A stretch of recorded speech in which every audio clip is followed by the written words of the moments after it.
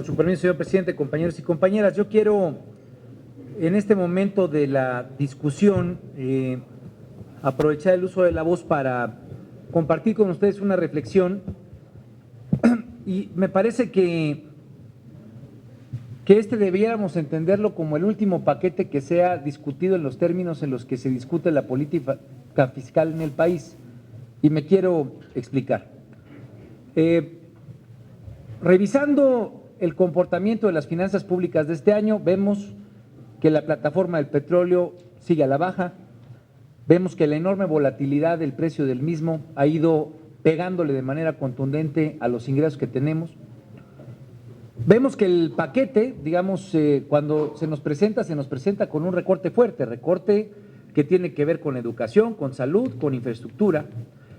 Y me parece que si no aprovechamos esta discusión para no quedarnos simple y sencillamente con la inercia de decir las cosas en México pues así suceden y así tendrán que seguir sucediendo, no estaremos entendiendo el momento de la política económica del país y en un nuevo contexto, especialmente respecto a los ingresos petroleros, que me parece que llegó para quedarse, y me quiero explicar.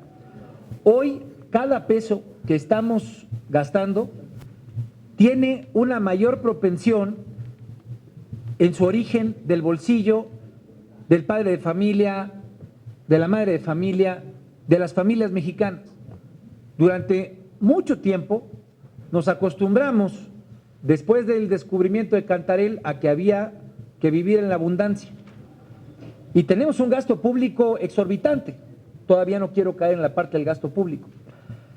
Pero esa plataforma, esa caída, esa disminución del precio, lo que hacen es que tengamos que reflexionar que hoy de cada peso que estamos gastando, de lo que lo estemos gastando, tiene un origen cada vez más dependiente del ciudadano, de la ciudadana, por el impuesto sobre la renta que paga, por el impuesto al valor agregado.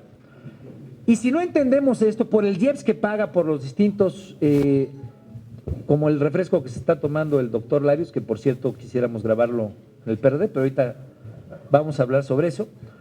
Pero me parece que la reflexión en este momento es pertinente para entender si es que nos vamos a seguir acostumbrando a que año con año, cuando tengamos problemas de finanzas públicas, tengamos por un lado atadas las manos, que me parece que es equivocado el planteamiento que hizo el Ejecutivo de atarse las manos y decir no vamos a volver a revisar la política impositiva en el resto del sexenio, pues no hay nadie que lo haga en su sano juicio. En ningún país ocurre, solamente aquí.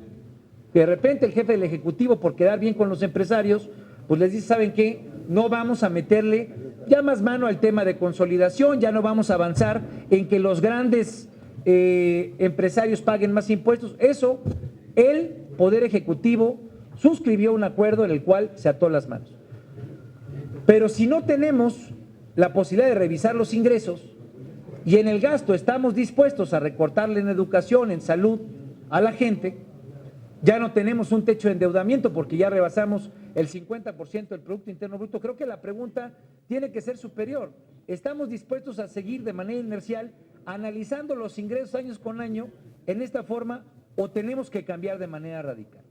Y pongo el ejemplo del refresco que el senador Héctor Larios me incitó a poner, porque nosotros hemos utilizado ese como un ejemplo de cómo debemos hacer que la política impositiva empiece a evolucionar. Podemos estar a favor o en contra de incrementarle un peso adicional a los refrescos. Lo pongo como ejemplo, pero quiero utilizarlo para señalar por qué creo que tenemos que cambiar la forma en la que analizamos los ingresos del país. Bueno, puede haber gente que esté en contra de que gravemos los refrescos. Hay quienes así lo han planteado, así lo han defendido.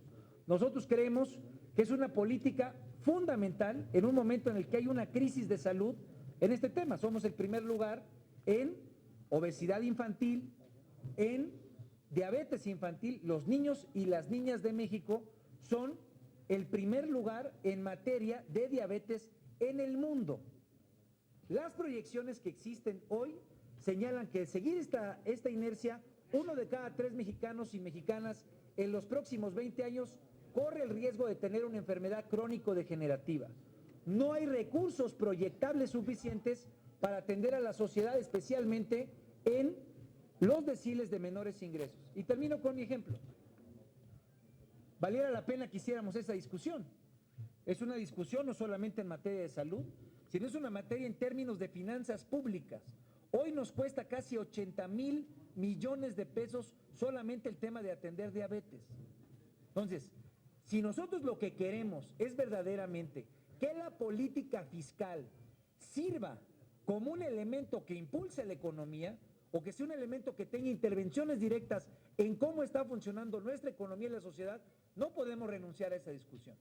Y me parece que quedarnos solamente con recortes de un lado, con recortes de otro, y siempre con la sospecha de que hay gasto superfluo, el gasto por lo menos en publicidad, en comunicación gubernamental, así aparece con respecto al 2016, de que hay un exceso de gasto en términos de subsidios, que se presume, por lo menos en los estudios que nos presentaban ayer, se presume que son utilizados con fines políticos de todos los partidos, Entonces, si nosotros seguimos en la inercia, siempre vamos a tener una política fiscal deficiente, que no logre impulsar la demanda agregada, que no logre detonar crecimiento y le vamos a seguir dando año con año muestras a la gente de que la política fiscal simple y sencillamente ayuda a que no haya crecimiento.